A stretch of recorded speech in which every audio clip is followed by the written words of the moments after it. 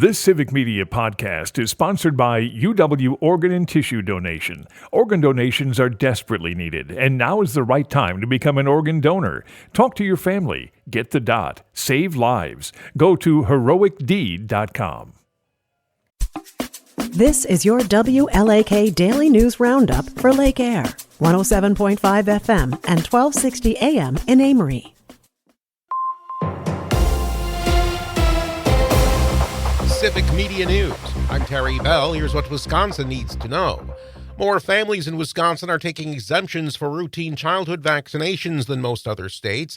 The state immunization program says about 85% of Wisconsin kindergarten students are up to date on their measles, mumps, and rubella shots. The national average is closer to 93%. A bail hearing today in Manitowoc in the case of a couple from Two Rivers charged in the death of her 3-year-old son, Elijah Vu. Manitowoc County District Attorney Jacqueline Labrie. While I will not comment further on the details of the case, I assure you that we remain committed to working with law enforcement to hold those responsible for his death accountable. Katrina Bauer is charged with chronic child neglect causing death and obstructing an officer. Jesse Vang is charged with child abuse and hiding a corpse. Wisconsin's unemployment rate is holding steady. The Wisconsin Department of Workforce Development says the state's jobless rate was 2.9% in September. Kamala Harris is warning Wisconsin supporters of what she calls the serious consequences if Donald Trump returns to the presidency, especially since the U.S. Supreme Court granted Trump broad criminal immunity. Just imagine Donald Trump with no guardrails, right? He who has vowed if reelected he will be a dictator on day one. Harris was in Milwaukee, La Crosse, and Green Bay yesterday. Groups are asking the Wisconsin Attorney General to look into intimidating text messages sent to young adults about voting around the state. Molly Carmichael is a recent college graduate and a member of the League of Women Voters. Right off the bat, I was pretty upset because I figured this was also going out to other people, maybe people who have never voted before and are excited to vote. Jay Heck of Common Cause says he thinks most won't fall for it. I think younger people, by and large, are less susceptible to some of this stuff that they see in the texts that they get because they're just more used to social media. The texts warn of fines or jail time for breaking election laws. Critics say the intent is to scare young people into not voting.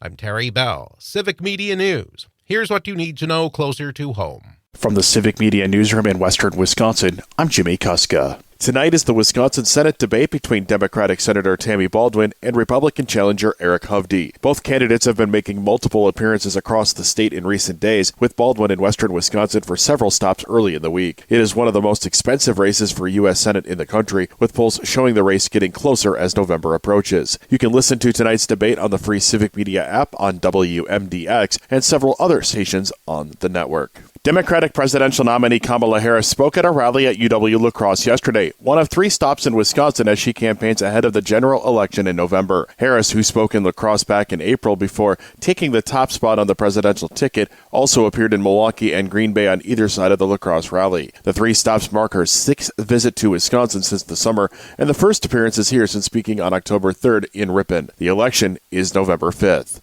A fire at a downtown Rice Lake building destroyed several businesses yesterday afternoon. The Rice Lake Fire Department said that at 3:40 p.m., over 24 firefighters were sent to a building on East Messenger Street, pulling in additional crews from other fire departments and police as well. Down power lines, a broken gas line, and wind gusts made the job difficult, according to a release. 4 businesses were housed in the building, which is considered a total loss, and 1 firefighter was hurt. Fire danger is high across western Wisconsin again today. The DNR is enforcing burn bans in many areas due to dry conditions caused by a lack of precipitation the past month and the drying of vegetation this fall. All of Wisconsin is experiencing moderate to severe drought or abnormally dry conditions. Today, it will be windy and warm across the state, creating ideal conditions for wildfires. There have been 14 wildfires this week across the state. You can visit the DNR's website to see the most recent dashboard. For Civic Media News in Western Wisconsin, I'm Jimmy Kuska. The Bucks lose in Dallas. Hi, I'm Mike Clemens with sports. The Bucks lost their final preseason game to the Mavericks 109-84. Doc Rivers says it was important for the younger players like A.J. Johnson to get in some playing time with their veterans. Like I look at A.J. Johnson, he struggled a little bit today. All that is good for him. All the minutes are good.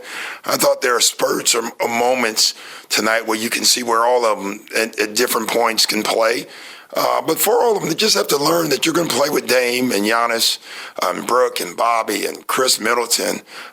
They all have to learn how to play with stars. The Bucs season openers next Wednesday night in Philly against the 76ers. College football, the Wisconsin Badgers head to Evanston to play Northwestern tomorrow at 11 a.m. On Sunday, the Packers host the Houston Texans. Rich Bisaccia asked, what does he like about their new veteran kicker, Brandon McManus? I mean, what's not to like? You know, he's got a lot of skins on the wall. He's been in a lot of pressure situations. He's had kicks in the Super Bowl. He's played in cold weather. He's played in hot weather. So he's had a lot of experiences kicking in a lot of different climates, in a lot of different places. And, you know, he's been successful for a long time. So we're glad we got him right now. That's Packers special team coordinator Rich Bisaccia with Sports. I'm Mike Clemens. On your entertainment beat, I'm Pete Schwaba. Grey's Anatomy is in its 21st season, if you can believe that. How do you keep a show on the air that long? You change cast members, often to keep it fresh. Grey's has announced Sophia Bush will join the cast in a recurring role as a trauma surgeon. The One Tree Hill and Chicago PD actress will make her first appearance this season in episode 6. Bush has also been busy with a One Tree Hill sequel, which is in the works. In yesterday's beats, I mentioned that Al Pacino almost didn't get the part of Michael Corleone in The Godfather, and then was in constant fear of being replaced by the studio. More from Al Pacino's memoir, which is about to hit shelves, or iPads, has Pacino sharing that between takes while filming the opening wedding scene, he and co-star Diane Keaton were laughing at how they thought they were ruining their careers by doing the film. They both agreed they were part of the worst movie ever made. Al was eventually in the worst movie ever made, but it wasn't until 2011, and it's called Jack and Jill. Sonny Boy, a memoir, is available October 22nd. Bad news from the world of pop music, as One Direction's Liam Payne died after a fall from a third-story balcony in Buenos Aires, Argentina, according to The Hollywood Reporter. Payne was discovered while performing in front of Simon Cowell on the show The X Factor, which led him to the band One Direction. Liam Payne was just 31 years old. Saturday Night Live's 50th season is off to a roaring start. A little extra hype thanks to the movie Saturday Night, which tells the story about the moments leading up to the first broadcast of the show in 1975, is probably not hurting. The show's October 12th episode drew its highest ratings in over 3 years with host Ariana Grande and musical act Stevie Nicks. NBC reports that the show pulled in over 5.5 million viewers for the actual episode and a true 516 million views on social media. The first show of the season, featuring Gene Smart as the host and Jelly Roll, brought in the biggest numbers for a season opener since 2020. 50 years is not a bad run. Headed to the theater this weekend? Only a few films open in wide release, but 2 of them are re-releases. The first one is Back to the Future Part 2, starring Michael J. Fox. Many people think the second installment was better than the original and is much better than the third one. The film is being released in honor of its 35th anniversary. Another re-release hitting the screens this weekend is Hocus Pocus. The 1993 film stars Bette Midler and Sarah Jessica Parker. Although critics were lukewarm on it initially, it did very well with audiences and has great performances by its cast. If you're up for some scares, check out Smile 2, yet another horror film that is, so far anyway, critically acclaimed with an 82% on Rotten Tomatoes. And if you're lucky enough to live in a town where a theater is showing Goodrich, you can check out some good old-fashioned comedy drama starring Michael Keaton. The film is not yet reviewed, but could be the perfect recipe if you're tired of being freaked out all month. Let's go to the movies. For more showbiz fun, tune into Nightlight with me, Pete Schwaba, weeknights from 6 to 8 p.m. on the Civic Media Radio Network. Mostly sunny and still windy today. We'll get to around 71 for a high this afternoon with winds south at 15 to 25. Tonight, clear, low in the upper 40s. Tomorrow, partly cloudy, low 70s. Then on Sunday, sunshine with a high back into the upper 70s. I'm meteorologist Sean Cable. Temperature now 49. That's your WLAK Daily News Roundup from Civic Media. Subscribe to this podcast on Spotify, Apple, or wherever you find your podcasts. Find more news at lakeair.radio. The national news cycle never stops, but it can be hard to find news about your local community. Civic Media is dedicated to providing quality local and state news coverage across Wisconsin. With the Civic Media app, you can get notifications about local stories that matter to you and your community. Find the free Civic Media app in your phone's app store and choose notifications from the menu to tell us what kind of news you want to hear about.